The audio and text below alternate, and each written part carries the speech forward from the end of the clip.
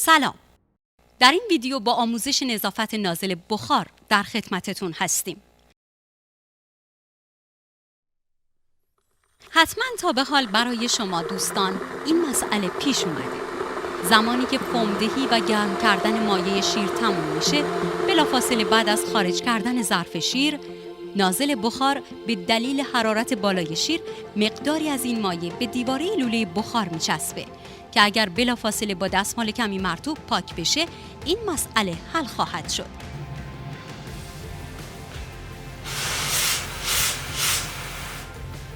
ولی گاهی اوقات به دلیل مشغله بالای کاری و مصرف زیاد مشاهده می‌کنیم جرمی بر روی لوله بخار تشکیل میشه. در نظر بگیرید همین مقدار جرم در داخل لوله بخار که از دید ما خارجه تشکیل شده. حال چه باید کرد؟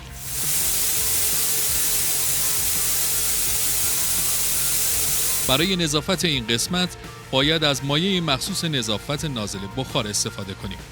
به این صورت که یک پیمانه از مایع رو داخل پیچر یا شیرجوش می‌ریزیم و کمی آب به اون اضافه می‌کنیم و نازل بخار رو در داخل ظرف قرار میدیم و مانند فومدهی اهرم شیر بخار رو به صورت ممتد باز و بسته می‌کنیم.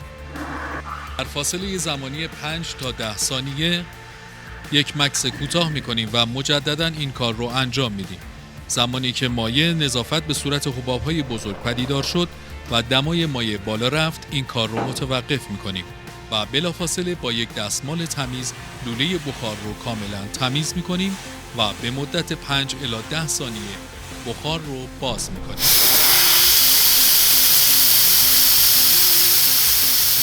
بعد از اون پیچر حاوی مایع نظافت رو خالی و کاملا تمیز می‌کنیم و این بار مقداری آب داخل پیچر می‌ریزیم و همین کار رو با آب تکرار می‌کنیم تا اطمینان حاصل بشه که لوله بخار از داخل و خارج کاملا عاری از مایع شوینده شده باشه.